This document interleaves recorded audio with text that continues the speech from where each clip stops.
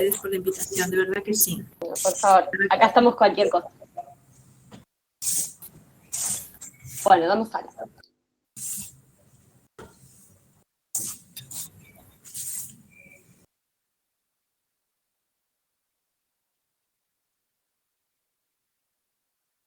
¿Ya estamos al aire? Aún no, en un ratito están dando sala. Las personas que van accediendo están con la cámara y el micrófono apagado en un primer momento y después para la parte de las preguntas ahí pueden prender sus micrófonos y también, bueno, dejar las preguntas en el chat. Vamos a ir recuperando de ahí.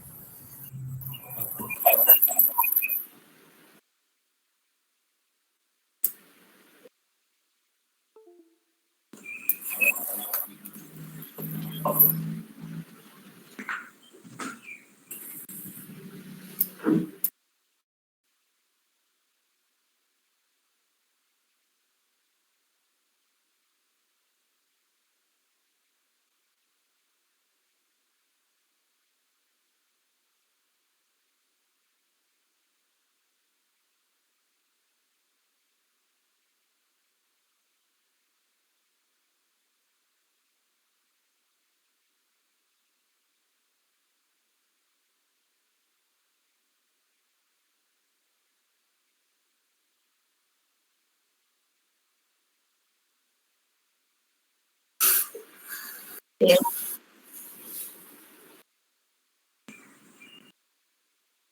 Bueno, buenas tardes a todos quienes se están sumando. ¿Estás por ahí, Angie? Creo que estás silenciada. Estoy aquí. Ah, bien. No te vemos por la cámara aún, pero... ahí. Aquí estoy. Bien. Bueno, un gusto saludarte, Angie, y ser presentadora de tu charla, así que vamos a dar comienzo a la sala. Voy a hacer una introducción. Bienvenidos a la 7ª charla en el marco de la 10ª edición de Festival Play, Videoarte y Cine Experimental. Hoy les invitamos a escuchar la exposición que nos brindará Angie Bonino, artista amiga e impulsora del festival. La charla se titula El audiovisual en el arte de los nuevos medios, modos de circulación y distribución. Agradecemos a Angie por abordar esta temática que nos resulta interesante y necesaria para conocer y entender la circulación del audiovisual vinculado a los nuevos medios y cómo es su distribución dentro del circuito del arte. En nombre del Centro Cultural Universitario y la Universidad Nacional del Nordeste, damos la bienvenida al ciclo de charlas virtuales y agradecemos especialmente al Ministerio de Cultura, Secretaría de Desarrollo Cultural y la Dirección de Innovación Cultural de la Nación por apoyar este evento. Angie Bonino es artista multidisciplinaria, utiliza en su producción video, performance, instalación, net art, realidad virtual, realidad aumentada, sonido, pintura, dibujos, grabado, escultura, fotografía, dibujo, poesía, narrativa, entre otros. Es diseñadora gráfica, estudió en el Instituto de Diseño Toulouse-Lautrec y FAUA, Facultad de Arquitectura de la UNI, Universidad Nacional de Ingeniería. Es artista plástica con especialidad en pintura en la Escuela Nacional de Bellas Artes del Perú. En 2005 recibió una beca de maestría en sistemas interactivos en el audiovisual MECAD, Universidad Ramon Llull de Barcelona, España, y luego la beca para la maestría en seguridad informática, sistemas de software libre, Comunidad Europea 2016-2017. Realizó 2006-2007, Realizó una maestría de escritura creativa en literatura de la Universidad Nacional Mayor de San Marcos, 2017 y 2018. Es conservadora de arte con nuevas tecnologías. Ha realizado un libro de conservación de archivos digitales y medios electrónicos, editado por el Gobierno de Bogotá, Colombia, y Fundación Art Nexus 2012. Curadora de la sección de coleccionismo del videoarte de la Feria Estampa de Madrid 2012-2013. Fue directora y curadora de la Bienal VideoArc, que se realizó en Barcelona y Berlín desde el 2018 hasta el 2015. Entre sus últimas exposiciones individuales desde el 2019 tenemos El Imperio de las Imágenes, una nueva estructura de dominación global en el marco de Arco Madrid, en el BI de Travel Brand y en el MEIAC, Museo Extremeño e Iberoamericano de Arte Contemporáneo en Badajoz, España. Docente del taller de artes integradas para quinto año en la Escuela Nacional de Bellas Artes del Perú, en SABAP 2015 al 2019, y del libro de artista 2016 al 2018. Fundadora y administradora de Arcitect Perú Arte, Conciencia y Tecnología, Perú. Docente en la Universidad Nacional Mayor de San Marcos, en Lima, de Registro Audiovisual y Manejo Tecnológico, Apreciación Cinematográfica 2, Dirección de Arte, Taller de Imagen, Edición y Narrativa Transmedia, Animación y Big Data para Maestría de Comunicaciones. Así damos inicio a tu charla, Angie. Muchas gracias, Romina. Un gusto también estar aquí contigo y con Maya.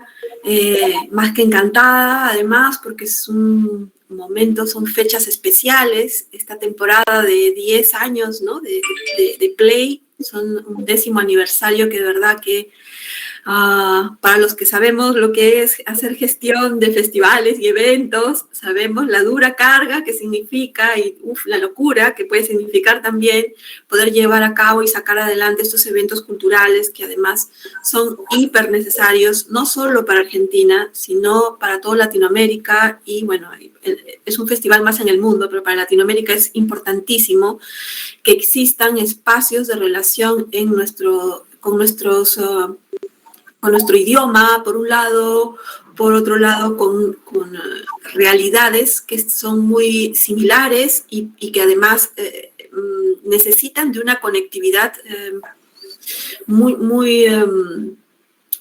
se necesita mayor conectividad, porque a pesar que somos países que estamos tan cercanos, muchas veces estamos muy, muy separados, y a veces puede suceder que en Latinoamérica muchos países se relacionen con países de Europa u otros países y no nos estemos comunicando entre nosotros, ¿no? Que haya esa mayor conectividad y relación e intercambios entre nosotros, que es tan importante, me parece imprescindible para nuestra región, ¿no? Para esta patria grande que es Latinoamérica. No sé si hay algún problema de sonido o algo. Si hubiera algún problema me dicen, porque a veces siento clic, clic. Así que estoy más que encantada, pues que ya que solo existe el Festival Play y que haya resistido, ¿no? Estoicamente, heroicamente durante 10 años, ¿no? O sea, un premio a Maya, a Romina, a todas las chicas, a todos los que participan, a los que apoyan, me acuerdo también de Fernanda Tocalino y tantas personas que están involucradas en este festival maravilloso, y que de verdad que es importantísimo que siga adelante, ¿no? Por lo menos Maya sabe que por aquí, por Perú, tiene gente amiga que siempre va a estar ahí apoyando al Festival Play. Y bueno, empezaré ahora con la charla que vamos a hablar. Es para mí muy importante, hace tiempo además quería hablar de esto, porque se habla muchísimo de todo lo que tiene que ver con el audiovisual en términos de cinematografía y en términos de... claro, también espacios de videoarte, que va más para el lado del arte contemporáneo, ¿no? Y la cinematografía, pues que tiene todos sus ámbitos, sus plataformas de distribución y de esto, ¿no? Entonces, pero en el caso del audiovisual, que se inserta en toda esa gama de disciplinas que entran dentro de los nuevos medios, pues aquí la cosa se complica, ¿no? Entonces ahí es cuando todo el mundo le da el mareo y empezamos a ver qué posibilidades hay, que hay muchas, no todas son las más ideales, hay demasiadas problemáticas también por el hecho también de que hay demasiados requerimientos para poder realizar este tipo de obras, en donde el audiovisual se inserta de una manera muchas veces incluso es como una especie de protagonista, ¿no? de la parte del show, ¿no? de esta imagen que llama tanto la atención y que muchas veces incluso llega a poner en segundo plano cuestiones que tienen que ver con la interactividad o con la estructura misma del sistema que se ha creado para soportar la obra, ¿no? En el caso de las obras interactivas, en diferentes tipos de plataformas que existen. Entonces, vamos a empezar un poco para entendernos en dónde estamos situados, porque este es un momento muy especial además, y es un momento que hay que pensarlo muchísimo y darnos cuenta de dónde estamos. Hemos escuchado hasta hace poco hablar, por ejemplo, a Zuckerberg, ¿no? Lo hemos tenido hablando acerca del metaverso y todas estas cosas que él plantea como novedades y que para nosotros de novedad no tiene nada, por supuesto, porque está hablando del ciberespacio y de cosas que nosotros ya conocemos. Pero bueno, obviamente este poder de los medios de comunicación que manipulan la opinión pública de una manera que ya estamos lamentablemente, tristemente acostumbrados, han lanzado esta idea de estas plataformas virtuales con esta vida interior dentro, las han lanzado de una manera como si fuera la innovación, la última novedad o algo que ya estuviera hecho, ¿no? Es más, Zuckerberg lo planteó como si ya estuviera el metaverso y toda esa plataforma que iba a ser, en la que iba a trasladar Facebook, pero que a la vez se va a crecer muchísimo, iba a ser ya estaba para lanzarse, ¿no? Ya estaba todo terminado, ya estaba hecho y hablaba de las cantidades de millones que había invertido en esto y esto, ¿no? Y de repente pasan los días y te das cuenta pues que no hay nada hecho, que falta un montón, que te ha vendido la moto como siempre nos la venden las grandes transnacionales con las figuras de los influencers detrás de ellos que van impulsando y empujando que esto salga a la luz junto con los medios de comunicación, ¿no?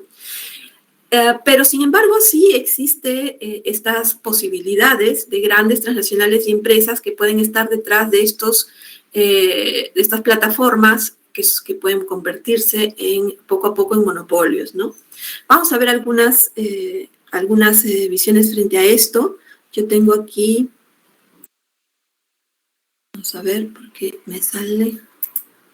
Acá está la diapositiva. Tenemos aquí unas frases, unas palabras de Alberto Chimal. Alberto Chimal es un conocido literato mexicano de ciencia ficción, pero que además analiza y ha creado una serie de plataformas en las que utiliza el Twitter, habla de la twitteratura y hace una serie de plataformas colectivas de escritura a gran escala, ¿no? Entonces, entre muchas personas de diferentes partes del mundo escriben a la vez un poema, una narrativa, un cuento, y todos están entre todos haciendo una escritura compartida, ¿no? Pero además de tener sus propias obras de ciencia ficción, él nos está hablando acerca de esto, de Zuckerberg. Me encantó un artículo que escribió y he puesto aquí un extracto de lo que él nos dice. Nos dice, los medios de comunicación se dejaron llevar por la palabrería de numerosas notas publicadas tras el anuncio, ¿no? Habla de lo de Zuckerberg. Y dijeron de plano que Zuckerberg inventó, lanzó el metaverso aquel día que ya era un hecho consumado y que era una realidad y que además era algo sin precedentes. Pero es exactamente al contrario, el metaverso de Meta no está implementado todavía, no es una idea que Zuckerberg haya tenido, pero porque no es nada nuevo. El término proviene de la novela Snow Crash de 1992 del estadounidense Neil Stephenson, uno de los últimos autores de la primera ola del movimiento cyberpunk, y no es más que un sinónimo de ciberespacio, esta palabra que fue acuñada 10 años antes por el canadiense William Gibson, iniciador del cyberpunk en su cuento Quemando Cromo. Y en la actualidad podemos intuir su significado, incluso sin investigarlo, porque es el entorno imaginario en el que interactúan los usuarios de computadoras interconectadas, una ilusión compartida y más o menos facilitada por la tecnología digital que puede conceptualizarse como otra dimensión separada del mundo físico. Y claro, si nosotros nos ponemos a mirar la serie de plataformas que han preexistido a esto, ¿no? Sabemos que lo que está diciendo Chimal está absolutamente, es absolutamente coherente, ¿no? Aquí tenemos unas frases de Varoufakis que nos dice, justamente referente a lo del meta de Zuckerberg, nos dice, ya vivimos en tiempos meta o postcapitalistas, están surgiendo nuevos señores feudales cuyas plataformas digitales, con la ayuda de los gobiernos que controlan, se han convertido no solo en mercados monopolistas, sino en cambio en feudos digitales privados, en los que ustedes, nosotros, todos somos sus neosiervos. Y claro, y esto lo vamos a ir viendo más adelante, incluso con el caso de los NFTs, con la cantidad de desarrollo de NFTs que hay en este momento. El NFT ha salido como un boom, y más aún con lo de Zuckerberg todavía, pues la gente, me imagino que en unos próximos meses habrán muchas más invasiones de este tipo. Y sin embargo, estamos viendo que estas plataformas, como les decía, nosotros estamos acostumbrados, estamos habituados a utilizarlas. Recuerden solamente el Second Life, ¿no? Que hemos utilizado alguna vez. Me acuerdo cuando salió en su momento. Ahora ya ha dejado de usarse, sigue existiendo, pero ha dejado de usarse. Pero me acuerdo que aquí vemos galerías virtuales, las primeras galerías virtuales que se hicieron, y había siempre un mundo paralelo en Second Life, pero no solo Second Life. Ustedes vayan nada más y miren lo que están viendo los chicos ahora, tanto los escolares como los universitarios, están jugando con Minecraft, con Zelda, ¿no? Que son estos mundos abiertos, ¿no? Acá estamos viendo la definición de mundo abierto, ¿no? Donde nos dice hablar con mapas o escenarios no lineales que permiten una exploración libre del entorno, ¿no? Y lo compara frente a Sandbox, que es un género más relacionado con la experimentación, con las mecánicas y las variedades de solucionar problemas, y nos está hablando de formas de estas plataformas, ¿no? Todas estas plataformas ya se han dado. Tienes al Roblox, que esto juegan todos los niños ahorita al colegio, están con el Roblox, por Dios. Entonces, vamos, que crear una plataforma que sea más grande que esto, más grande que estas, y que empiece a agruparlas a todas, sí es posible, y me parece que la visión de Varoufakis en este sentido me parece muy acertada en él, porque lo que vemos, por ejemplo, es... una vez en un conversatorio, estábamos hace poco hablando en el DAT justamente de estas temáticas, y conversábamos acerca de las posibilidades que existen en que nosotros podamos, como latinoamericanos, por ejemplo, crear nuestras propias plataformas y poder competir con las grandes transnacionales tipo Google, yo qué sé, Zuckerberg, quien sea, ¿no? Los que estén ahí detrás. Elon Musk, quien quiera que tú creas que puedes realmente hacer eso, ¿no? Pero si nos ponemos realistas, estamos viendo que en la actualidad hay muchísimas grupos de startups, por ejemplo, o de desarrolladores que tienen muy buenas ideas, que tienen muy buenas innovaciones dentro de sus producciones, y lo que están buscando es que su sueño no es volverse un Google, su sueño es que me compre Google, ¿no? Que me compre Google este proyecto o mi startup completa, que la compren, ¿no? Y después de eso, ya una vez que la vendí, me olvido de esto y creo otra cosa y se la vuelvo a vender o a Google o a quien sea uno de estos grandes, cualquiera de ellos, Microsoft, quien sea, ¿no? Y entonces, no es el deseo, yo quiero competir realmente con esos. ¿Y por qué no es ese deseo? Porque siendo realistas, están viendo que estamos ya no en ese mundo capitalista de la competitividad típica. Estamos en un mundo en el cual el neoliberalismo lo que hace es promueve más bien los monopolios y las jerarquías, ¿no? Entonces sabemos que todos estos desarrolladores, en lugar de estar pensando, ay, voy a ser como Google, no, están pensando, ojalá que me compre Google, ¿no? Esa es la postura actualmente de los desarrolladores. Entonces, tenemos que darnos cuenta en dónde estamos situados. Y estamos situados en un momento en el que además la tecnología nos ha dicho, fíjense que hay pandemia y todos nosotros vamos a tener que estar cada vez más en la tecnología. Y como siempre estoy pensando, ¿no? Es que con esto de las pandemias, nosotros hemos visto que de repente ha habido una dictadura tecnológica increíble de la noche a la mañana, algo que ya la gente de los 90s, que hemos trabajado con tecnologías, ya lo veíamos, ya lo preveíamos, pero claro, siempre parecíamos los gurús locos que estábamos hablando de cosas que nunca pasaban, ¿no? Y de repente, miren, pues pasaron unos cuantos años y pasó, ¿no? Pero en todo caso, estas plataformas, acá están viendo a VRChat, que es otra plataforma en la que ustedes pueden construir sus cosas con 3D y construir sus mundos igual que en otros sitios, ¿no? Y es un chat que es muy utilizado además para hacer incluso también exposiciones de galerías interactivas. Imagínense qué tal es la comparativa con la pandemia, que hemos visto cosas muy singulares. Por ejemplo, yo decía, bueno, pues ahora que hay pandemia y que estamos totalmente encerrados, seguramente va a haber mucha gente que va a empezar a realizar, la gente sobre todo de artes con nuevas tecnologías es la que va a empezar a hacer cosas con esto. Pero claro, los que vimos que realmente se sentían como emocionados con las plataformas de tipo inmersivo online, era la gente que estaba más metida en las artes plásticas, por ejemplo, ¿no? La gente que estaba metida en las artes plásticas más que en los que estaban ya metidos, y los que estaban en audiovisuales también, ¿no?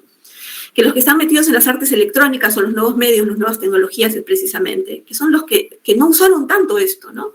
Estaban más enfocados en buscar cosas como inteligencia artificial u otras formas de expresión o de creación o de desarrollo, pero no estaban como los que han utilizado más en la época de pandemia, estrategias de difusión por medio de galerías virtuales, espacios virtuales para exposiciones y cosas, ¿no? Y esto es para pensarlo, ¿no? Porque mientras para la gente de audiovisuales típico, o convencionales, o para la gente de artes plásticas o artes contemporáneas, sí era una novedad pensar que estaban metidos en un mundo como este. Para la gente de arte con nuevas tecnologías y nuevos medios, era muy lógico que esto sucediera en algún momento. Tenemos que estar preparados también con respecto al desarrollo de este tipo de tecnologías y cómo vamos a disponernos a comunicarlas y a difundirlas y a todo. Estamos viendo gente que definitivamente en pandemia o estaban ahí creando cosas o estaban totalmente inmersos en cosas, ¿no? Pero hay que pensar que, en todo caso, tenemos que estar preparados porque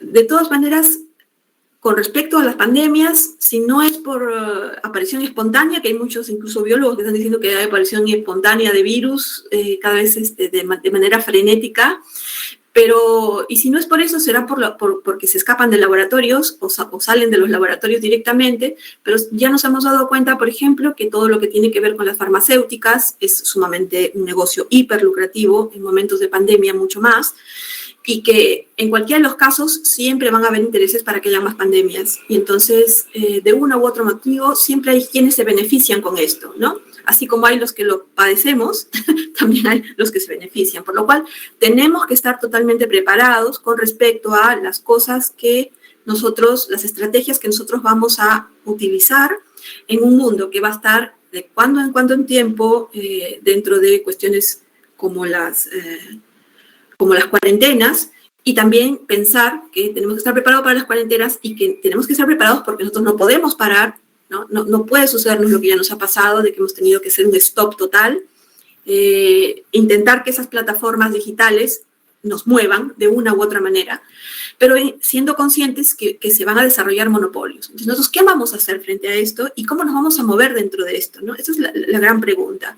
Y entender, aquí he puesto algunas imágenes de Motor Halley, que siempre me interesa ponerlo, porque es para recordar que todo este rollo de lo inmersivo viene de hace muchos años. Acá están viendo estas imágenes del Sensorama, por ejemplo, que nos hablaba de interactividad de la persona, del interactor, del usuario, que en este caso es un usuario activo y totalmente inmerso dentro de la tecnología de una u otra manera, ¿no? Entonces estaba Motor Halley desde los 60 ya estaba hablándonos de esto, acordarnos también del Pong y todas estos juegos que tuvimos en nuestro momento.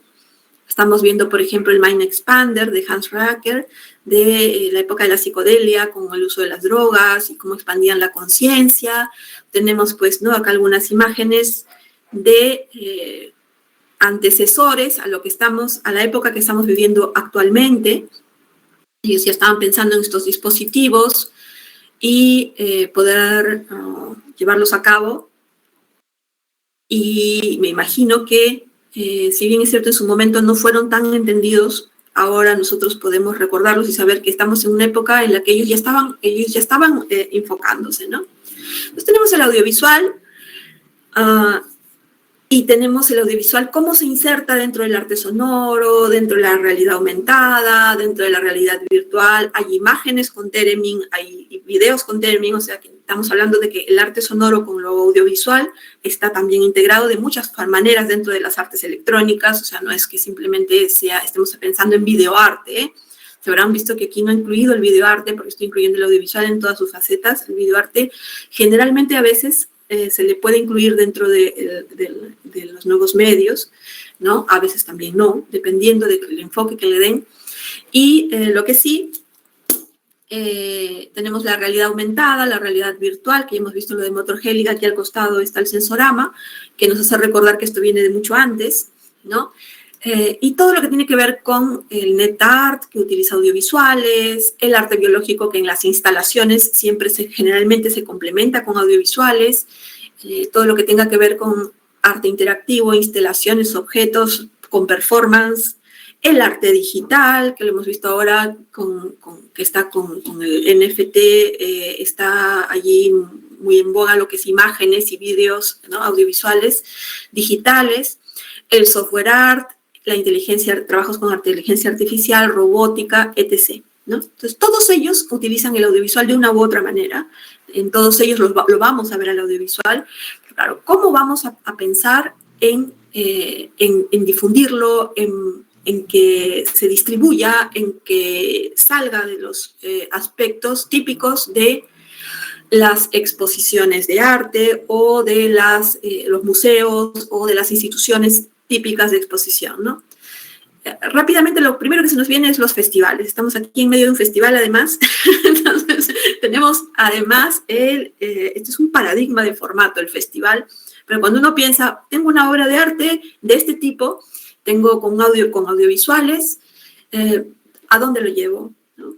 Pensar que muchas veces el audiovisual se come la película, es la vedette de la obra, porque llama mucho la atención y dependiendo cómo lo plantees dentro del trabajo, además te puede ayudar a que se entienda la obra, sobre todo cuando existe tanta complejidad de estructura de sistema desarrollado dentro de cada obra, ¿no?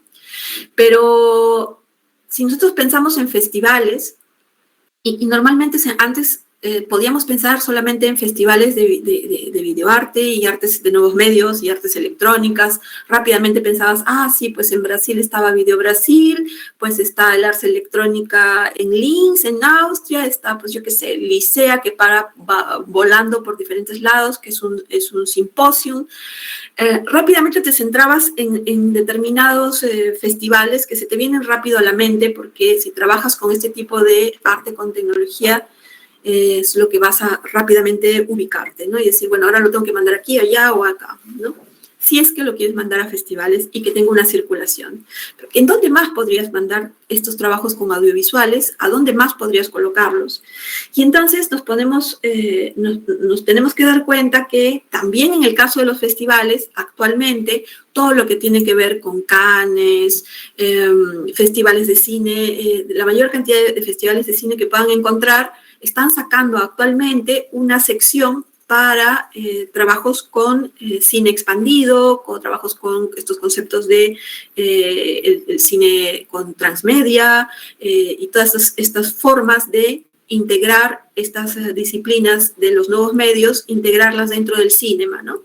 Y lo hemos visto en una serie de obras que no las voy a poner ahora porque eso es simplemente cosas que pongan en el Google, les va a salir un montón. Entonces, me interesa hablar de otras cosas aquí, ¿no? De analizar qué podemos hacer, ¿no? Más que de darles una panorámica de las obras que hay, ¿no? Y entonces vamos a mirar qué problemáticas tenemos específicas para después pensar en cómo resolver las cosas y qué podríamos hacer, qué estrategias vamos a utilizar, cómo podemos afrontar todas estas situaciones que se dan en un contexto como el que estamos. Estamos en un contexto en que nos están diciendo, miren, todo lo que tenga que ver con plataformas inmersivas, artes electrónicas, tecnología, estás en el momento que justamente muchos de estos artistas de nuevos medios y también literatos de ciencia ficción nos habían vaticinado de hace mucho tiempo. Entonces, nosotros pensamos, por ejemplo, aquí estamos viendo el interés en la efectividad se ha intensificado en este periodo de cuarentena y pandemia, claro. Hay que ser efectivos, necesitamos que las obras puedan funcionar y que además funcionen en todos los niveles, funcionen a niveles de cantidad de usuarios, de cantidad de réplicas de lo que se está haciendo, ¿no? Pero nos ponemos a preguntar, ¿no? ¿Cuántos usuarios están viendo tu obra? ¿No? ¿Cuántos usarán y cuántos están interactuando? Y sobre todo, ¿por cuántos segundos lo harán? ¿Cuántos han visto la exposición de esa obra?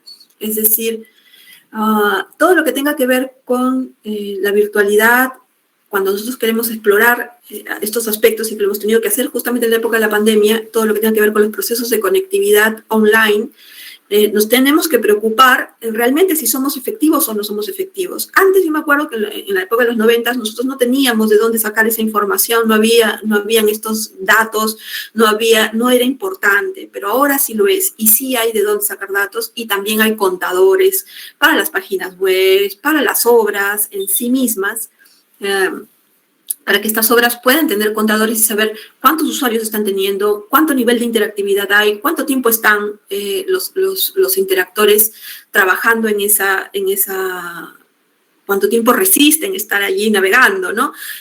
Ahí te das cuenta si la navegación es buena, si no lo es, si esos grados de efectividad nos tienen que importar. Si los links de difusión que hemos lanzado en redes, a cuántas personas está llegando, realmente está llegando. Y muchas veces nos preocupamos por pensar en cuántos nos están viendo, pero hay que pensar en cuántos nos replican, que eso es mucho más efectivo aún. Porque aunque no le pongan, por ejemplo, para decir un ejemplo tan fácil como el Facebook, ¿no? Yo tengo, por ejemplo, una obra en Facebook, la subo. Y luego le hago los posts, miren, anunciando y de difusión, ¿no?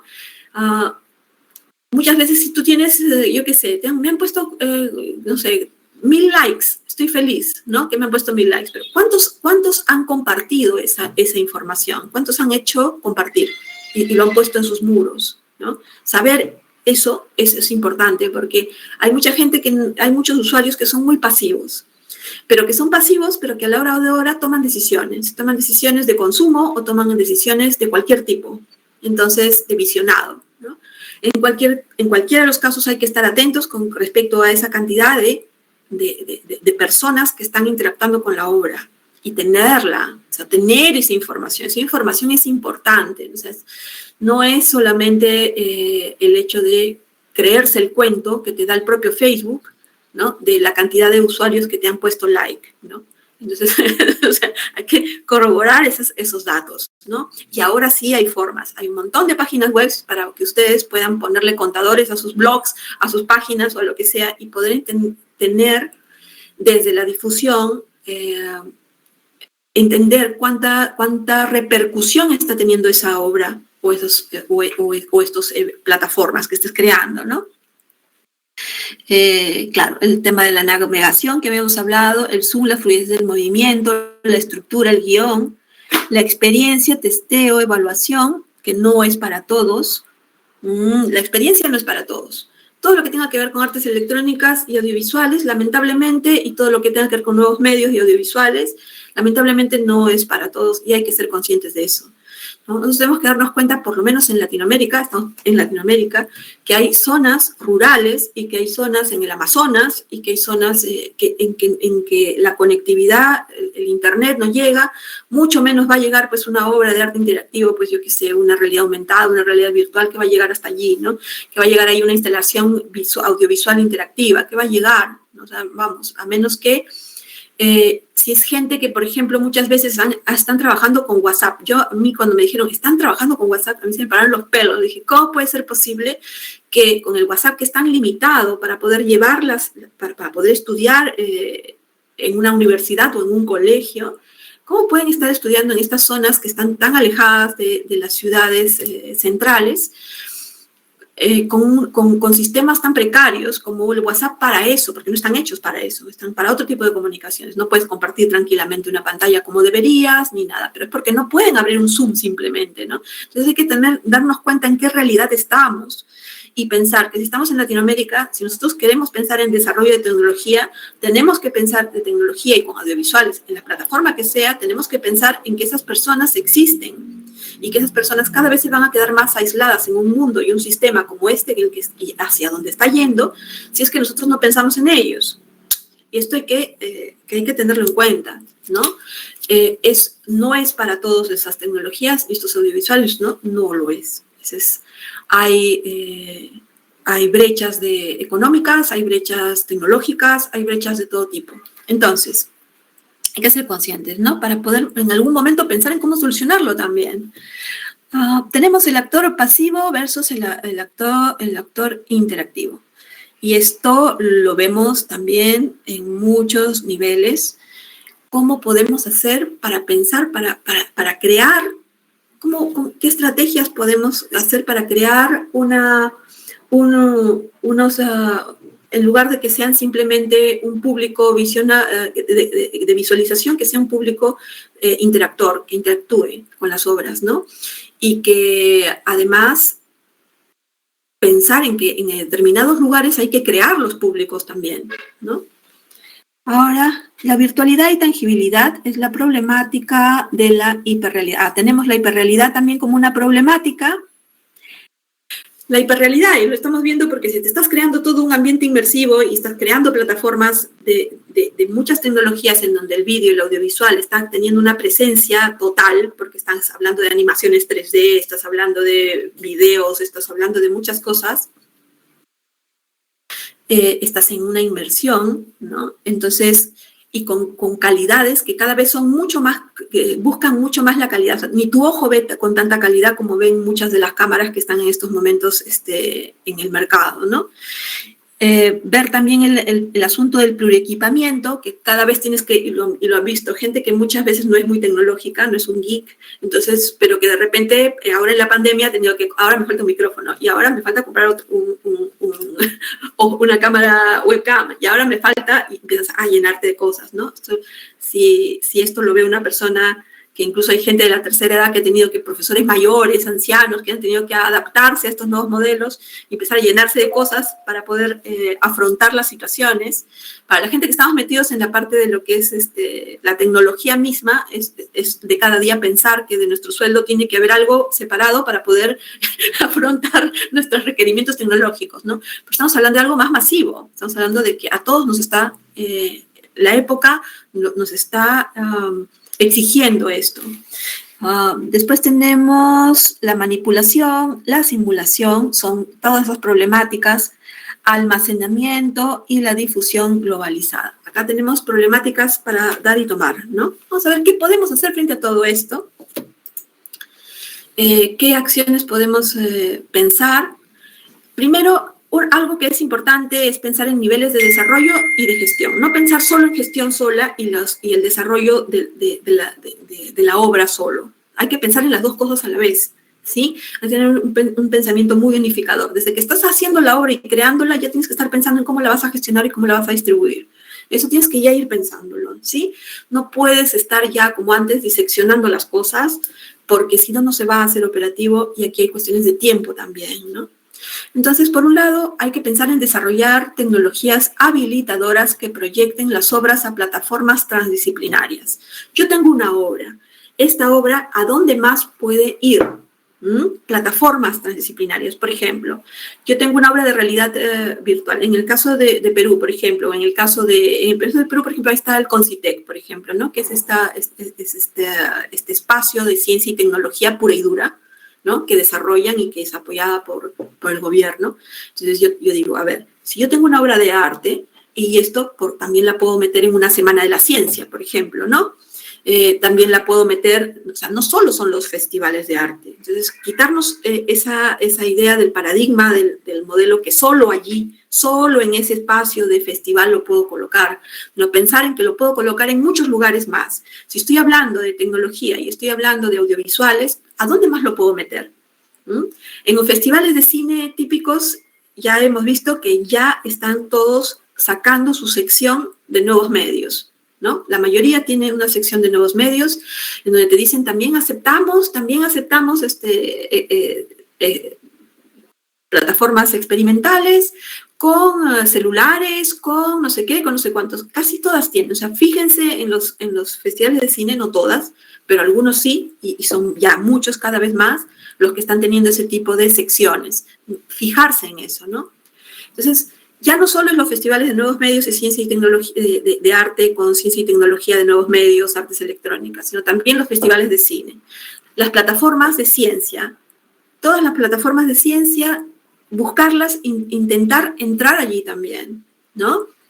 Que también son plataformas en las cuales se pueden mostrar este tipo de trabajos y además generalmente son interesantes. Todas las plataformas de tecnología, encuentros, simposios, tantas cosas que hay de este tipo, congresos, pues, ¿no? Y que haya un área en el cual se vea arte con ciencia y tecnología allí. Y sí es posible y sí hay recepción, ¿no? Hay que probarlo. Entonces, pensar en que lo transdisciplinario, ya de hecho, trabajar con el audiovisual y trabajar con tecnología, de hecho, ya está juntando muchas disciplinas, eso ya de por sí ya tiene un corte transdisciplinario. Pues sigamos por esa racha, ¿no? Sigamos por la racha de lo transdisciplinario y abrámonos las puertas hacia otras cosas. Tenemos gestión transdisciplinaria, generar ecosistemas de producción. Esto es importantísimo, todo lo que tiene que ver con aprovechar esto. Esto nos ha dado, por ejemplo, todo lo que tiene que ver con la industria y todo lo que tiene que ver con las empresas de tecnología. Nos han dado un reflejo de los buenos resultados que se obtienen con respecto a esto, ¿no? Todo lo que tiene que ver con startups, ustedes han visto las hackatones o todos estos sistemas que hay dentro de la producción empresarial de tecnología, pues a nosotros nos están diciendo que hay muchas cosas que nosotros podemos tomar de allí y que nosotros podemos asumirlo para la gestión y para poder llevar a cabo e impulsar todo esto, ¿no?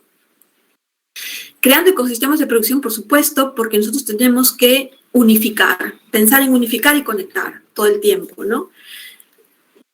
Hay que unificar también la parte de lo que es estos ecosistemas de producción en donde intervienen los laboratorios, por ejemplo, las plataformas de laboratorio, crear un laboratorio, crear estudios.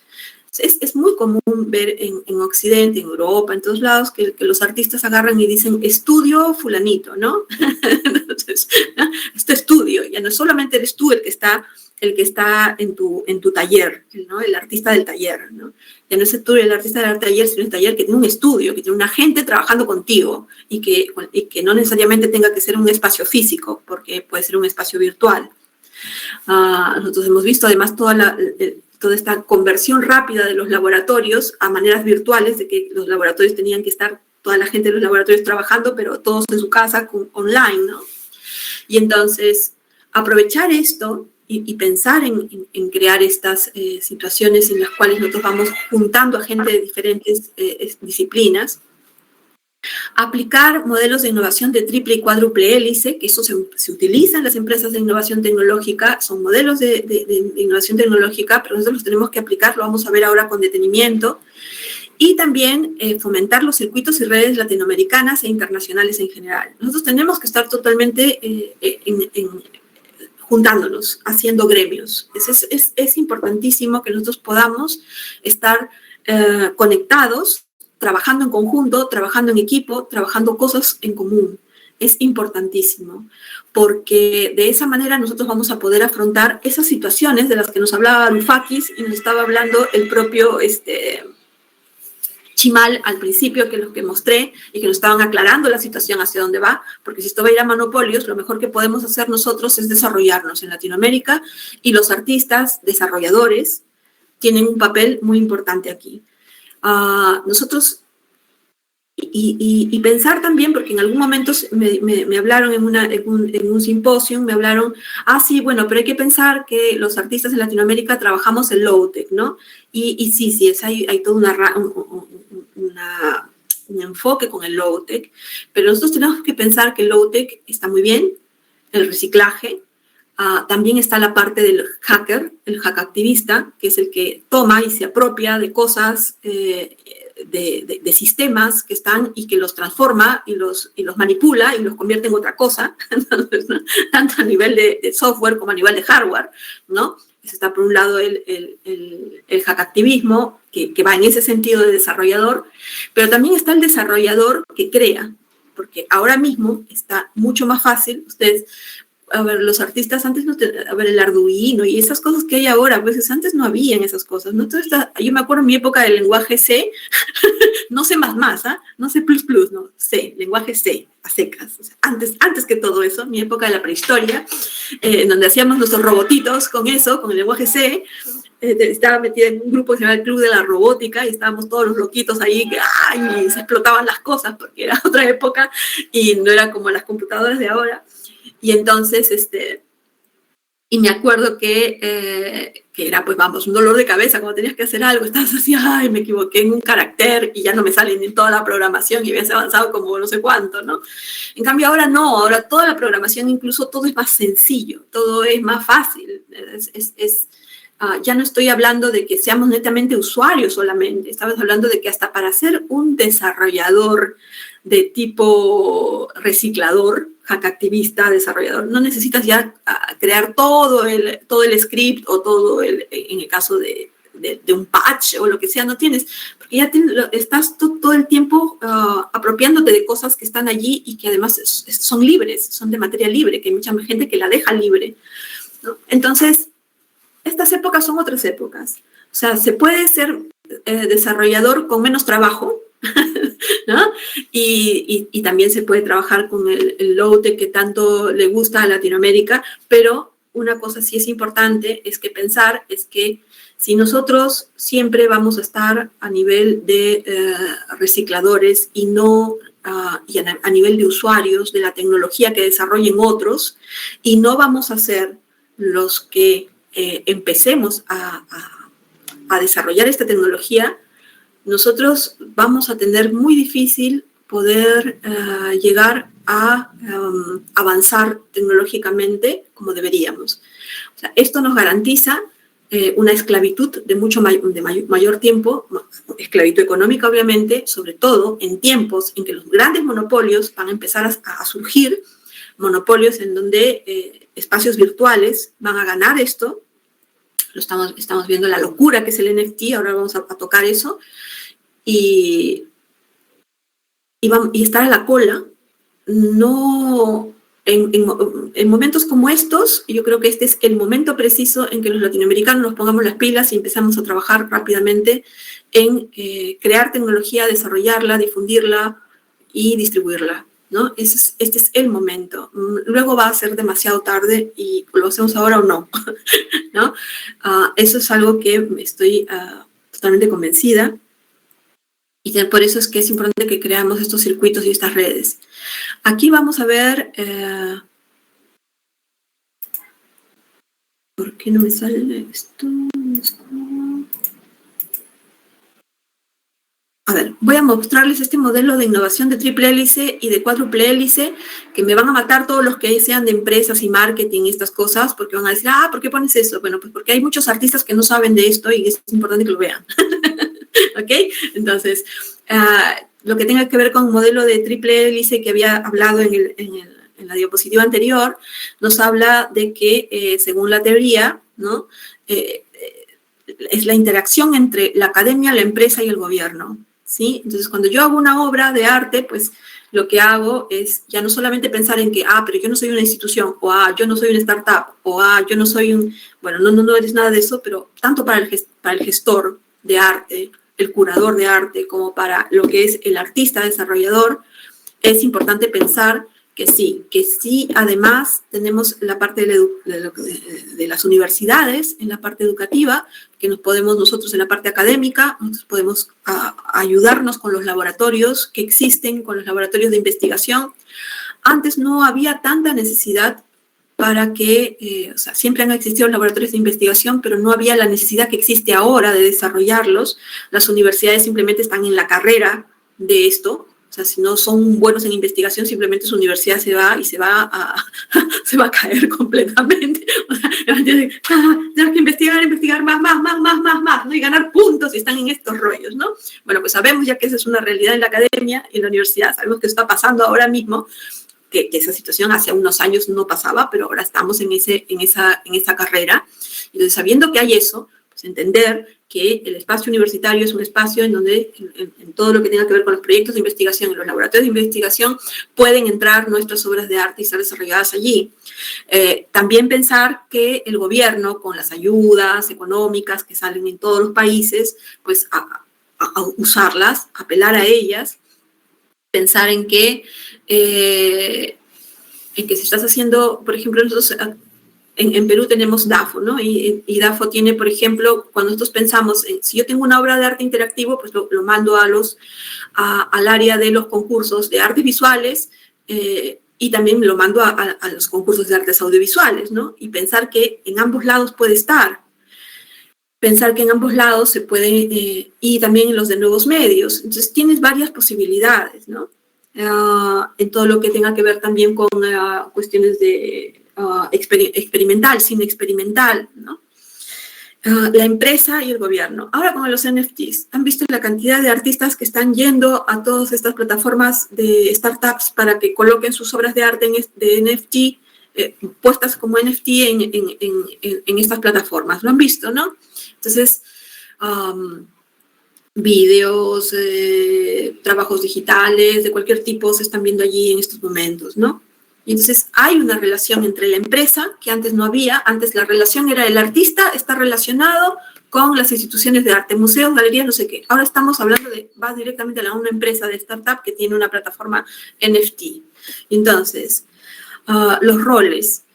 Hay que pensar que todo esto existe. Ahora luego vamos a ver las problemáticas del NFT, porque el NFT no es pues tampoco la panacea, ¿no? Pero tenemos esto para verlo, ¿no? Y la cuádruple cuando nos habla de que es la que nos interesa mucho más porque es academia, administración pública, empresa y personas. Que esto es lo que nos interesa mucho más a todos para poder conectarlo todo.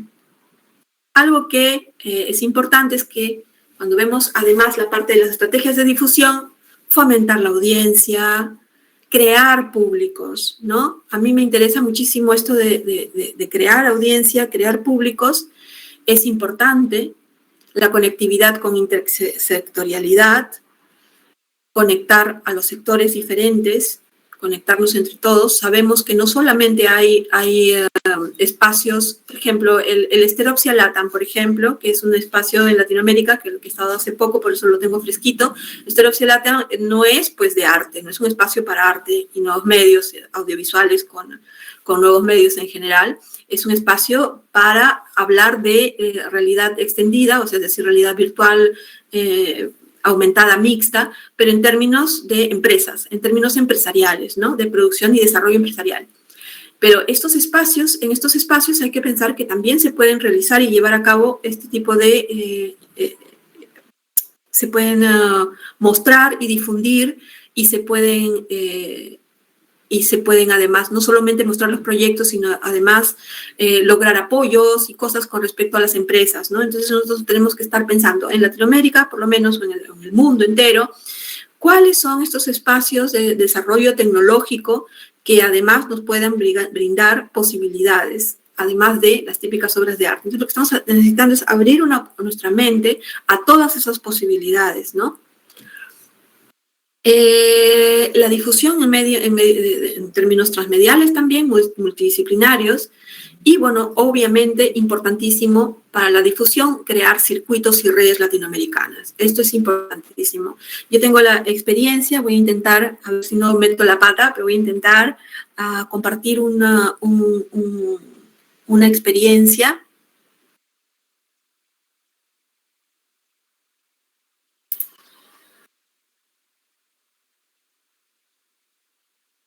A ver, compartir su pantalla. Voy a compartir mi pantalla, ventana.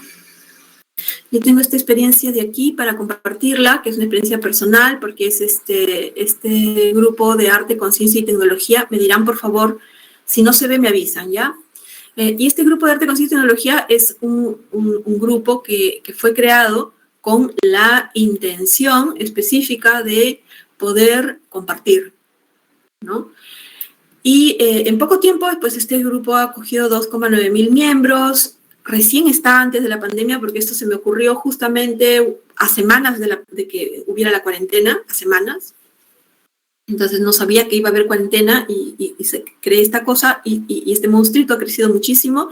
Y ahora somos un montón de miembros.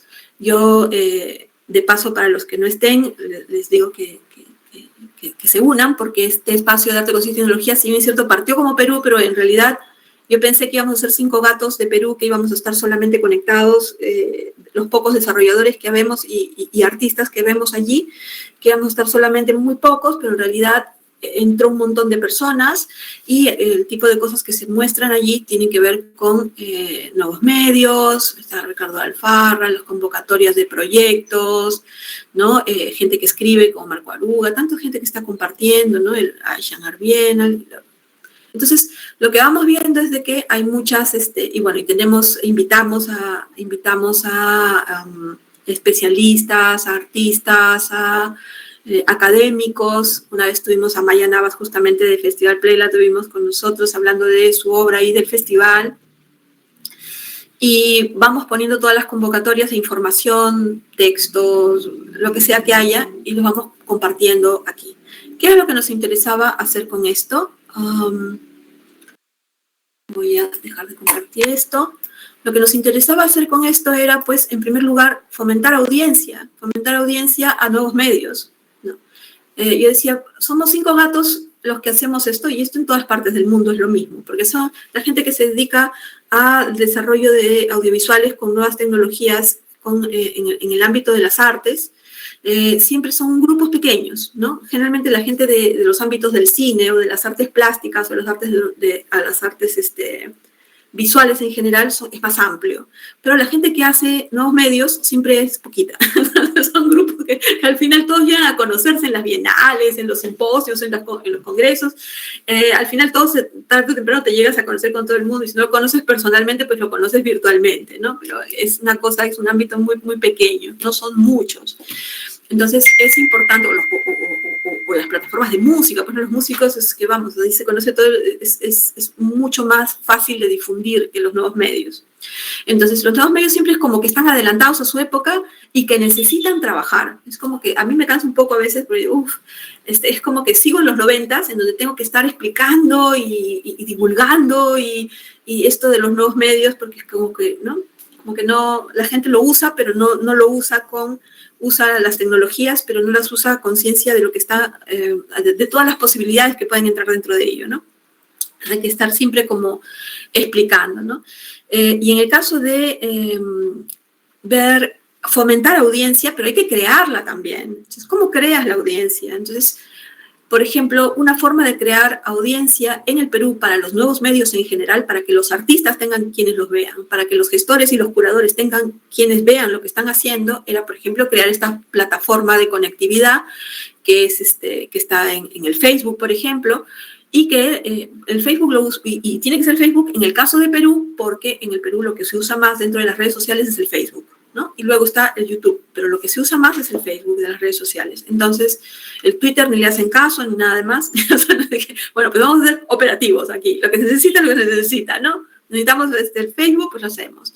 Y crear esa audiencia. Entonces, ahora es más difícil que alguien de artes plásticas que no esté en ese grupo, o que esté de fotografía o lo que sea, que no esté en ese grupo, no tengo la idea de qué estamos hablando cuando hablamos de nuevos medios, ¿no? Entonces es importante, es una forma también educativa. Entonces,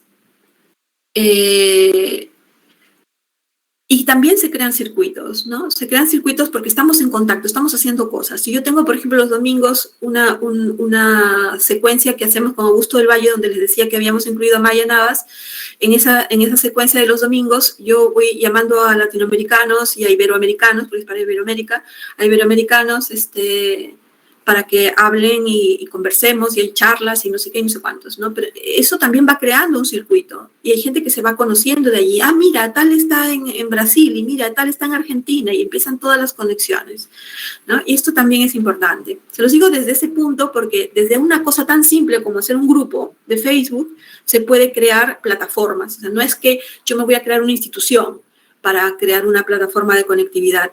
No es que yo me voy a crear una ONG para esto o una asociación cultural para esto, que también lo puedes hacer, hombre, claro que sí. Pero hablo de tener muchas semillas de posibilidades que puedan luego ir articulando frutos y sistemas complejos que se intercomuniquen entre sí. Eso es un poco lo que me parecía interesante de pensar, cómo pensarlo. Les pongo acá un ejemplo que es esto que estoy mostrando ahora mismo en la Bienal de Cusco. Es un trabajo mío personal, por eso puedo hablar con tranquilidad, sin meter la pata de algo que pueda decir que extra o no extra. Pero, por ejemplo, este trabajo se pensó para el Bicentenario, es una realidad aumentada en donde traes a la vida a Tupac Amaru, que es un prócer de la independencia que luchó, de los primeros rebeldes que lucharon con una rebelión en Latinoamérica contra los españoles, para sacar a los españoles en la época de la colonia, y que fue torturado, bueno, lo diseccionaron con caballos y bueno, hicieron ahí una masacre horrible a todos los que estaban en esta rebelión, incluyendo su esposa Micaela Bastidas, que está incluida dentro de esta serie de animaciones. Y este trabajo, por ejemplo, que se pensó en la época del Bicentenario, que estamos celebrando ahora en Perú, se pensó en hacer esta realidad aumentada, lo pensé para poder traer a Tupac Amaru. Decíamos, necesitamos un líder tipo Tupac Amaru, pues hay que traerlo. Pues no es lo que yo quiero hacer para el Bicentenario, quiero traer uno así para Latinoamérica, que nos libere a estos occidentales de una vez. Mira, y que desarrollemos nuestras tecnologías y nuestras cosas, nuestro mundo, con nuestras propias necesidades. Y entonces, claro, me puse a pensar, necesitamos, no voy a utilizar, pues, si esto es algo que tiene una tendencia absolutamente decolonizadora, pues lo que tiene que hacer es tener coherencia conceptual con respecto a la coherencia de la propia obra en sí misma, de la estructura, del sistema de la propia obra. Entonces, se creó rápidamente, porque fueron en 2 años y medio, para mí eso es muy rápido, se creó un sistema que pudiera llegar a las zonas rurales del país y que además pudiera llegar además a los focus donde fue la rebelión de Tupac Amaru en esas épocas, que son unos pueblos que están muy arriba de las zonas más altas de Cusco, en pueblos alejados y altos, y esto significa problemas de conectividad, problemas de señal de internet, problemas de wifi, problemas de muchas cosas, ¿no? Y saber si todos podían tener, o algunos por lo menos pudieran tener celulares capacitados para leer esta realidad aumentada. Entonces, se diseña pensando en el problema. Tú tienes un problema, pues intentas solucionarlo. Entonces, se lleva esto a esas zonas con el desarrollo de un sistema que va directamente a servidores. Nosotros no somos Google, entonces no podemos pues tener estos super satélites y lograr llegar hasta estas zonas de arriba y que se puedan activar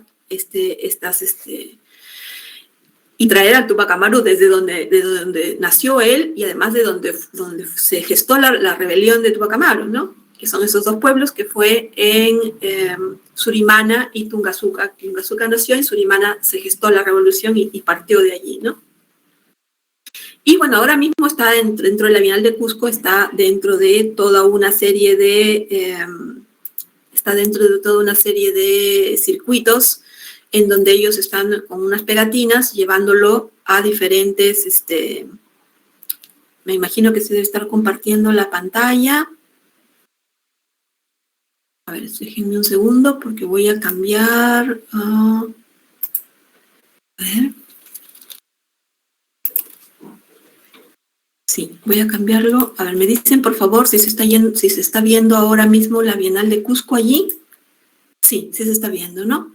Ya, muy bien. Entonces, aquí en esta web me está dejando hacer esto. Vamos a abrir esto. Acá pueden ver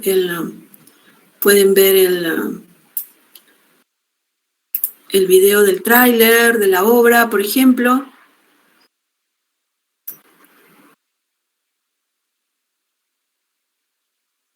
Y este trabajo lo que está haciendo es pensar que las transnacionales, por ejemplo, que en el caso de la tecnología de nosotros, las transnacionales no están pensando en las zonas rurales, no les interesa pues las zonas del Alto Andino, tampoco les va a interesar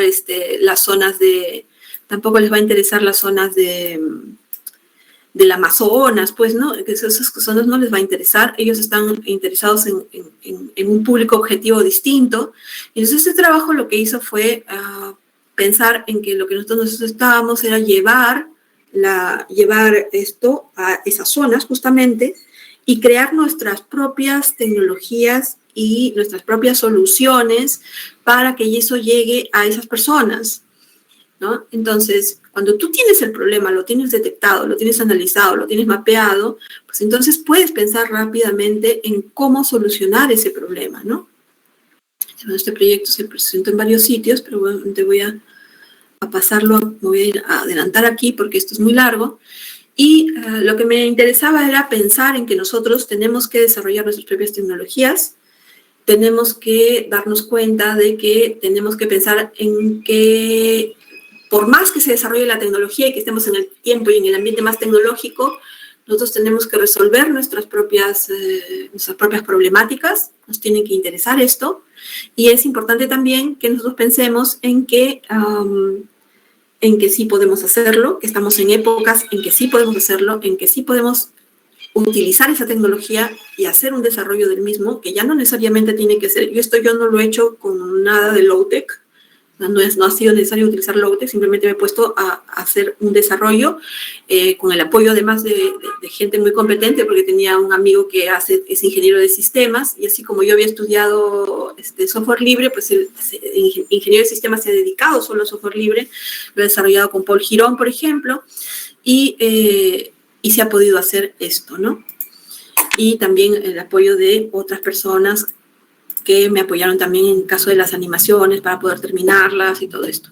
Entonces, a lo que voy es esto, lo ponía como un ejemplo de posibilidades que tenemos nosotros como desarrolladores, de pensar en cuáles son nuestras necesidades y afrontarlas.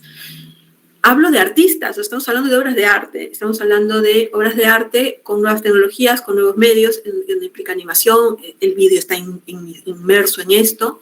Y ahora vamos a entrar a hablar un poco de los NFTs, que estas son las famosas promesas que nos da el NFT. Ahora mismo hay la locura del NFT, y digo que es una locura porque es realmente una locura total, porque se han lanzado en una manera así loquísima, desesperada, pero muchísimas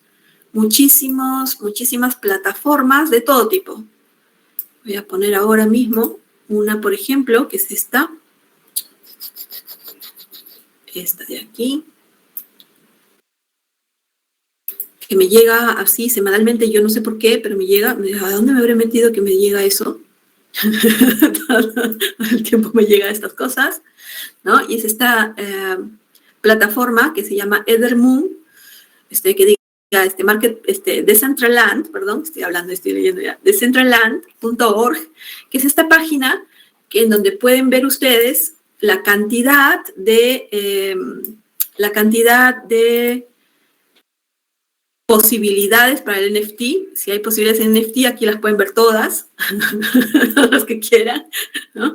Tienen club de noche, tienen DJs, BJs, museos, grupos de golf, póker, vamos, o sea, es que conciertos, exposiciones de arte. A ver, yo me entero de las exposiciones de arte con NFT de diferentes páginas con esta cosa de aquí, con esta web. Y vamos, cada semana tengo una cantidad de eventos que llegan a mi mail de NFTs distintos, con el rollo del metaverso, y hay una gran cantidad de desarrolladores, pero muchos que se han lanzado como locos a hacer esto, a desarrollar esto. O sea que a mí me preguntaban una vez en una charla, me decían, ¿tú crees que el NFT está para quedarse? ¿Cuánto tiempo va a durar? Y yo le decía, bueno, a ver, ya pensábamos, no sabíamos que iba a ser así tan arbitrario, pero ya sabíamos que en algún momento todo lo que tenga que ver con criptomonedas iba a llevarnos de una u otro modo nos iba a llevar a pensar en estas posibilidades de compra, venta y exhibición en plataformas con monedas digitales, ¿no? Y con todo lo que tenga que ver con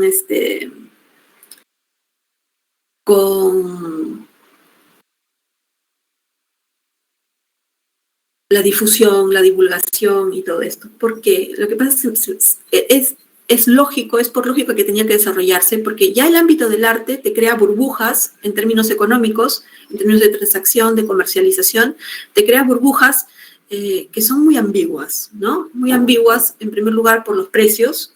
No existe.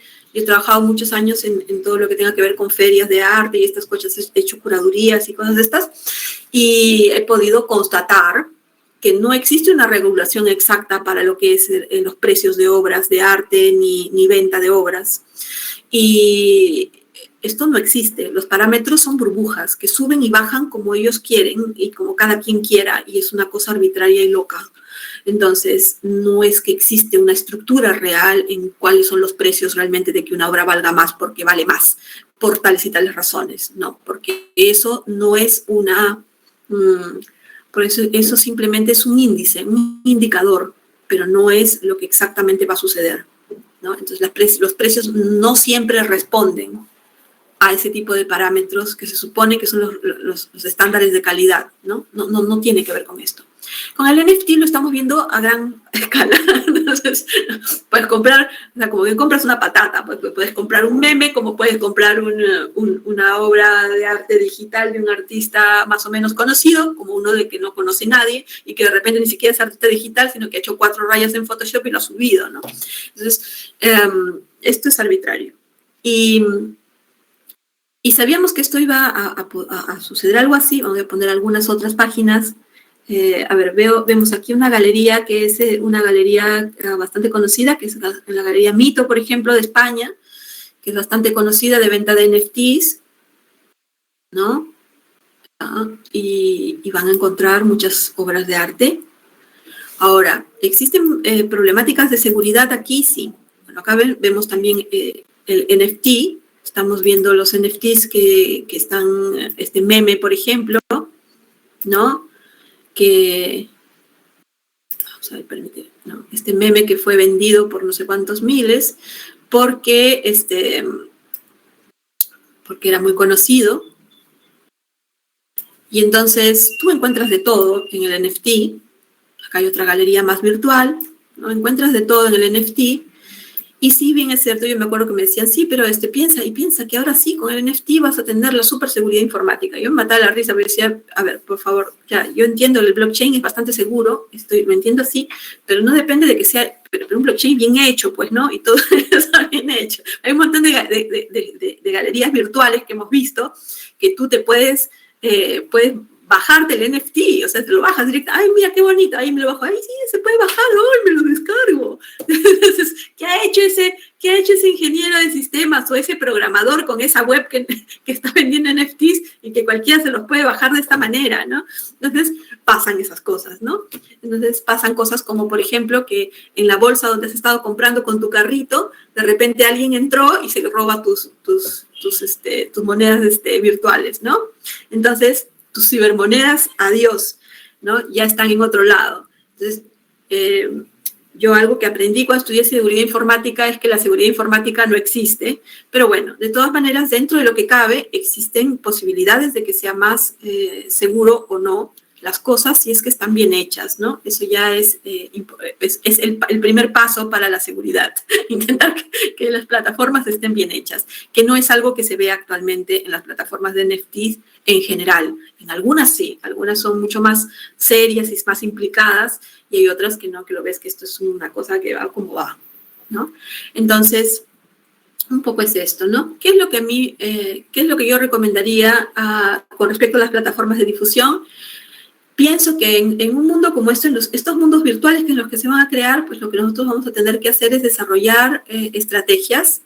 En primer lugar, pensar cuál es nuestro contexto, pensar qué es lo que necesitamos y lo que falte hacerlo, ¿no? Como yo les decía, ¿no? Si te hace falta una plataforma en la cual los latinoamericanos estemos totalmente en contacto y podamos hacer cosas entre nosotros, pues hay que hacerlo. Si nos hace falta crear un público que tenga conciencia de lo que está pasando, pues hay que crear una plataforma en donde pasen esas cosas, ¿no?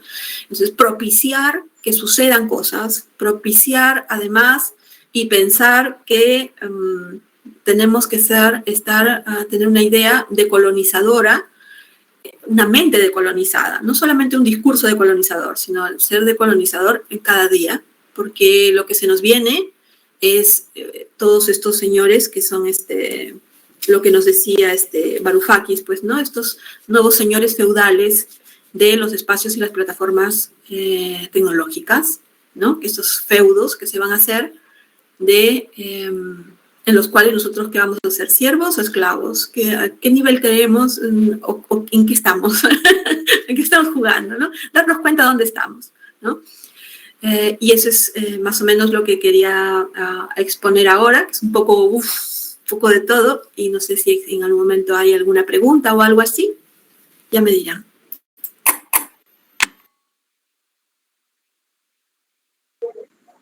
Muchísimas gracias, Angie, por tu exposición. No sé si tenés algo más que agregar, si no podemos dar paso. Sí, me había olvidado de la inteligencia artificial, lo menciono rapidito para no alargarme más, que la inteligencia artificial, por ejemplo, en respecto a lo que es el video, los audiovisuales y todo esto, vamos, es que sabemos perfectamente que esto, ¿no? Yo ahorita estoy con un proyecto justamente con esas cosas y estoy allí con los vídeos, ahí sacando los fotogramas y haciendo toda esta locura. Y para ponerlo y poder meterlo a unas redes neuronales y bla, bla, bla. El asunto está en que cuando hablamos de inteligencia artificial, en estos momentos es un punto a pensárselo para el desarrollo de audiovisual con nuevos medios. ¿Por qué? Porque ahora mismo hay mucho capital y está muy enfocado. Así como en su momento fue la neurobiología, todo lo que eran las neurociencias, ¿se acuerdan? Hasta hace pocos años, ¿no? En menos de 10 años estaba eso allí en boga, y todo lo que fuera financiamiento para producción, financiamiento para investigación, financiamiento para investigaciones,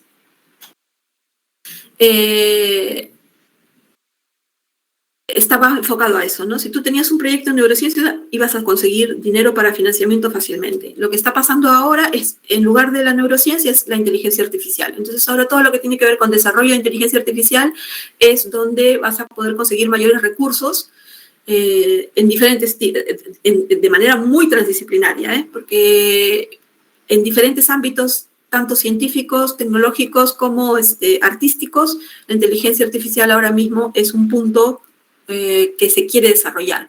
No es porque se quiera desarrollar porque eso es lo necesario y lo único necesario. Esto van como modas y esto va por necesidades de las transnacionales. Las transnacionales que necesitan que se desarrolle ese tipo de tecnología en este momento para que les ayude a ellos, ¿no?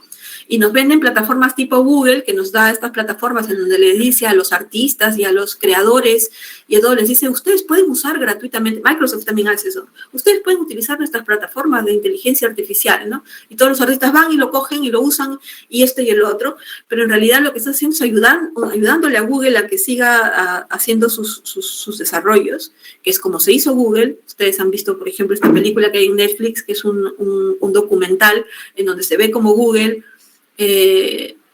¿no? Copia un trabajo de unos desarrolladores alemanes que habían hecho y el Google Earth es producto de eso, ¿no? El mouse es producto de eso, ¿no? El mouse es producto de que, yo qué sé, fueron los de... bueno, se lo copiaron de una feria tecnológica, ¿no?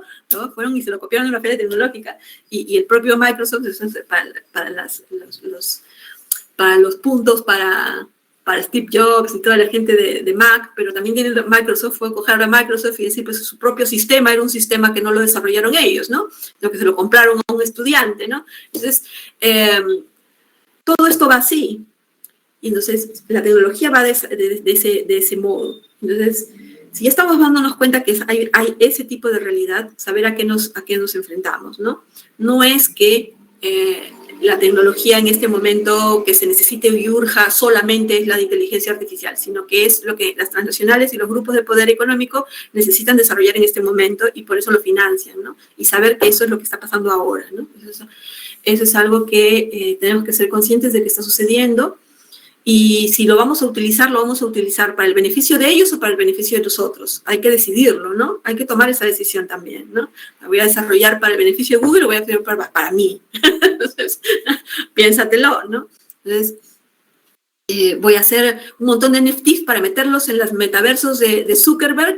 ¿Para qué? ¿Para beneficiar a Zuckerberg o qué papel estás jugando en este juego, ¿no? Entender si estás jugando un papel que realmente es más digno o no es más digno, o te beneficia o no te beneficia, ¿en qué lugar estás, no? Eso me parece importante también de pensar. Ya, solo eso ya, no digo más. A mí me gustaría, bueno, en primer lugar, agradecerte muchísimo, Angie. Siempre es interesante escucharte. Y quería preguntarte en relación, recordando también a una charla que tuvimos hace poco, ¿cómo pensás, por ejemplo, algunos movimientos relacionados al feminismo y a la tecnología, por ejemplo, el tecnofeminismo, en particular en Latinoamérica?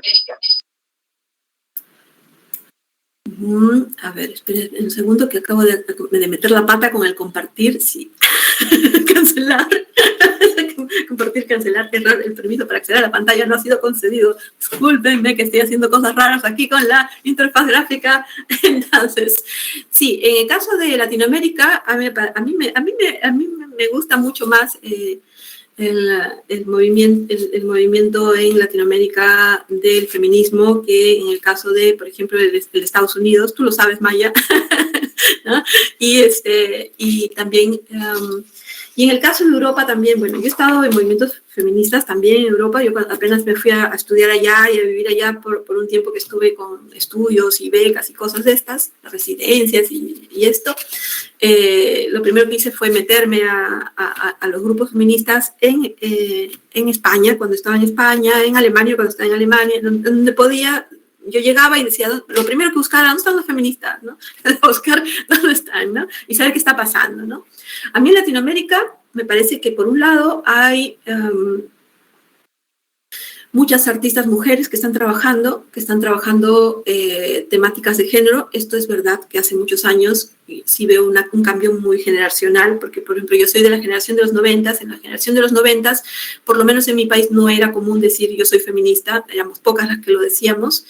Y las que lo decíamos sabíamos lo que nos esperaba, porque nos iba a empezar la cháchara, pues esto de y los ataques y las cosas.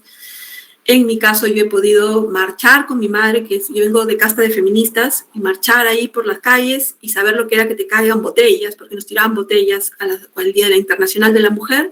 Estábamos caminando por las calles de Lima y nos caían botellas de plástico, de todo, porque nos los tiraban desde los balcones, ¿no? Para callar a esas feministas revoltosas que estaban ahí, ¿no? Pero claro, eran otras épocas. Ahora ya es diferente, ahora se entiende más esto, hay un cambio muy grande, ya no es tan fácil que vengan y las propias mujeres sean las que te digan que no, que estás haciendo algo absurdo. Ahora ha cambiado todo eso, hay muchos movimientos, mucha artista mujer en el Perú. Yo me atrevo a decir que son más mujeres las que trabajan con nuevos medios en arte que hombres. O sea, me atrevo a decir eso porque estoy muy metida en esto y eso es algo que a mí me es muy gratificante. que esto en otras áreas de las artes no se ve, y sí se ve en el ámbito de las artes con nuevas tecnologías, y esto me parece sumamente resaltante, y artistas que son, ahí tenemos a Francesca Dazo, Paola Torres Núñez del Prado, tanta gente pues que trabaja concienzudamente, y gente que además continúa trabajando, ¿no? Está bueno, ahorita si empiezo a decir nombres me voy a olvidar de alguno y me van a matar todas, entonces prefiero no hablar, pero sí hay una gran cantidad de artistas mujeres que están trabajando con esto, y Isi Barzallo, por ejemplo, ¿no? Y está Berenice también, están, bueno, varios artistas que están trabajando con nuevas tecnologías que son tan resaltantes, pero los enfoques son distintos, y me parece que los enfoques, me gusta más el enfoque latinoamericano, porque es un enfoque que me parece que es mucho más social, ¿no? Y mucho más humano, y esos enfoques me parecen mucho más interesantes.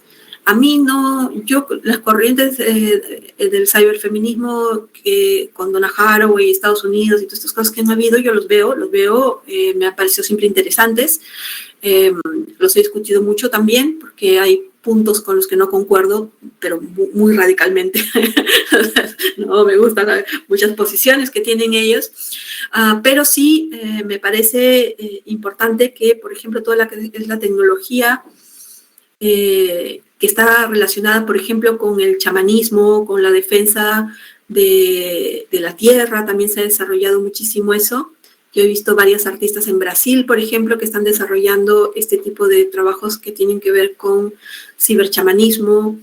Después hay trabajos que tienen que ver con reivindicaciones de género muy potentes, y grupos y colectivos que están trabajando continuamente. Me parece que la escena está bastante interesante, y mucho más interesante que la que veo en Occidente, porque la encuentro mucho más cercana a la realidad social a la que pertenece, ¿no? Que las otras, que están empezando más en el futuro y no están mirando tanto el presente. Y nosotros aquí en Latinoamérica lo que veo que sí vemos es el presente, y eso me parece de lo más interesante. Aunque falta mucho por trabajar, ¿no? Pero sí hay cuestiones que tienen que ver con, por ejemplo, la discriminación en general. Yo creo que son la gente que ha trabajado el feminismo en eso, lleva los estudios y las investigaciones por la delantera a muchos grupos, a muchos, ¿no?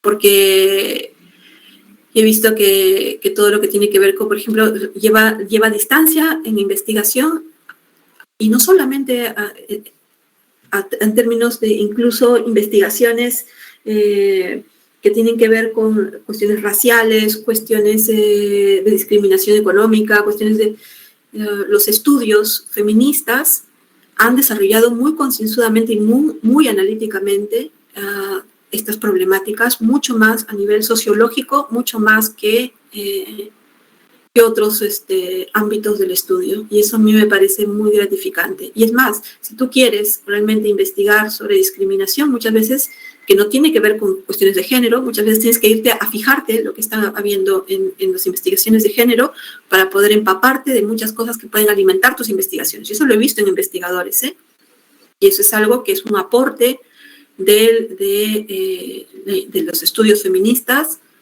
a la sociedad en general, y a los estudios científicos en general. Entonces eso me parece que no solamente es una cuestión de resistencia por la realidad y de un despertar a la hora, porque estamos viviendo el ahora, no estamos viviendo el futuro, estamos pensando en el futuro, obviamente, pero trabajando en el ahora con mucho más ánimo que Occidente, que está pensando siempre en el futuro y no se está preocupando por lo que sucede ahora mismo, y también el desarrollo de la investigación y de los aspectos discursivos, ¿no?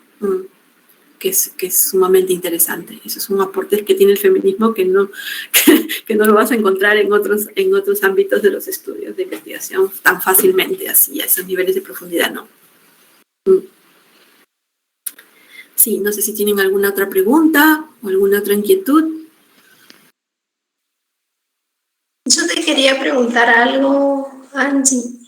¿Crees como que también en esto de la situación así pandémica, y hablo desde mi desconocimiento, impulsó como a desarrollar más estas obras así que utilizan estas tecnologías de NFT, inteligencia artificial? ¿Crees como que se impulsó más eso?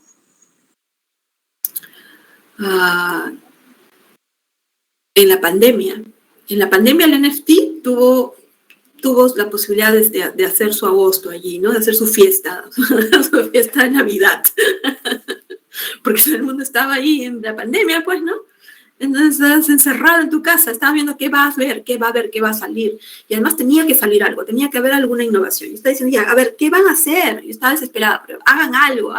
Yo estoy pensando en otras cosas, porque estaba en ese momento pensando en este grupo de arte, conciencia y tecnología, estaba pensando en ese momento en otras cosas más, pero entonces no podía estar yo pensando en crear una cosa nueva, en innovación, y decía, porque es que alguien empiece a crear cosas ya, porque este es el momento de crear algo, ¿no? Lamentablemente ustedes habrán visto que cuando hablan de las crisis, ¿no he escuchado eso de las grandes crisis son grandes oportunidades de negocios? Es horrible lo que estoy diciendo, ¿no? O no han escuchado esto de que, por ejemplo, donde hay arte contemporáneo y donde hay arte, hay buenas posibilidades de lavado de dinero. ¿No han escuchado eso? Horrible, ¿no? Pero bueno, eso es lo que pensaba cuando decía, uy. Entonces, claro, el NFT me está hablando de todos esos ámbitos de oscuridad, ¿no? Del pinky cerebro que está diciendo, ahora voy a aprovechar la oportunidad para... y la pandemia, así como fue la desgracia de muchos, también fue para la gente de Zoom, por ejemplo, ¿no? Ahorita no me acuerdo el nombre del hombre que es del Zoom, si alguno se acuerda me refrescará la memoria, pero el Zoom, vamos, estalló. Y yo digo, bueno, yo puedo estar un poco fastidiada de que digo, no conozco bien esta interfaz gráfica, pero ya en el fondo me alegro de que no esté yo ahora hablando por Zoom, ¿no? Porque normalmente tengo que hablar por Zoom. Y yo decía, y cada vez que abro el Zoom, digo, ay, ¿cómo se hizo? ¿Cómo se hizo? Se habrá hecho ya más que millonario con el Zoom, ¿no? Porque ya él ya tenía dinero, tenía empresas, tenía todo. Y el Zoom era algo que él lo mantenía así. Lo tenía ahí, no era algo que le diera tantas ganancias como le ha dado ahora en la pandemia, ¿no? Y en la pandemia es cuando ha explotado, ¿no? Y es lo mismo que ha pasado con el caso de el NFT, ¿no? Es en la pandemia cuando uno está encerrado y todos estos nuevos millonarios, nuevos emprendedores y que tienen ingresos, altos ingresos, jóvenes, y esto... si quieren acceder a comprar cosas que les parezca de interés, obviamente el NFT es lo que les va a interesar, ¿no? Gente más de ahora, gente más joven. Y esto es relativo también, porque hay gente muy mayor que es coleccionista, que tiene a los dealers que le compran las cosas, ¿no? Que tiene a sus curadores, a sus estos que les compran las cosas, y que, estoy aquí que me peino, mira, me aprovecho la cámara, y que les compran a ellos las obras, ¿no? Y entonces les dirán, pues no, mira, ve, aquí a tu colección te falta, me acuerdo de mis épocas de que trabajaba con los coleccionistas, ¿no? Aquí a tu colección le falta el NFT. Entonces, tienes de todo, pero te falta el NFT, mira, deberías tener un área. Ya, pues encárgate de eso porque yo no soy bueno para el internet. No se preocupe, señor, ahora mismo se lo hago, ¿no? Entonces, agarran y le compran pues unas cuantas obras, ¿no? Y dicen, estas son obras buenas, se lo garantizo. Ya, muy bien, ahí tienes tu sueldo por hacerme estos trabajillos, ¿no? Me imagino esas cosas, ¿no? Entonces, claro, funciona esto, el NFT va a quedarse por el tiempo que se vaya a quedar, va a durar, sí, va a durar cuanto dure el internet, va a variar, se va a modificar, que tal cibermoneda cayó y queda esta otra, pues se irá acostumbrando a los cambios. ¿Por qué digo esto? Porque así como en la inteligencia artificial hay demasiado desarrollo ahora mismo, porque hay dinero para eso, el NFT ahora mismo está moviendo mucho dinero, hay muchas empresas en estos momentos, pero son demasiadas que han salido, y así como muchas caerán, otras no, pero ese flujo de movimiento que existe hace que esto va a crecer, nos guste o no nos guste, va a crecer, con todas esas problemáticas oscuras que puedan tener, como el hecho de que no hay una regulación económica con respecto a los precios, con el hecho de que no hay una garantía con respecto a cuando compres o no compres, si realmente alguien ha descargado eso o no lo ha descargado, con todas las problemáticas que puedan existir de la inseguridad y del descontrol de los precios y todo eso. Con todo eso, esto tiene para rato, o sea, sí se va a desarrollar. O sea, hay toda una intencionalidad de que así sea, ¿no? Y es la pandemia, pues, la que ha sido el momento preciso para todos. Para todos esos cambios, ¿no? Y esas innovaciones. Y es una innovación. Ahorita podemos hablar de algo nuevo, ¿no? Por un lado me alegra, por otro lado me preocupa, ¿no? Por el otro lado me interesa. Digo, mira, pues, si todo se hiciera bien, si hubiera precios regulados, si las obras de arte NFT fueran de calidad, si no hubiera malversación de fondos y tapaderas de dinero con las posibilidades del NFT, si hubiera todo eso, si realmente pudiera hacerse las cosas en positivo, solo en positivo, sería algo magnífico, ¿no? Sabemos que la realidad es otra. Pero hay que ser conscientes de que hay lo positivo y hay lo negativo. Podemos hacer cosas bien como podemos hacer cosas mal. Entonces, como siempre, son las decisiones de dónde uno se pone, ¿no? Bueno, Angie, ya es hora, ¿no?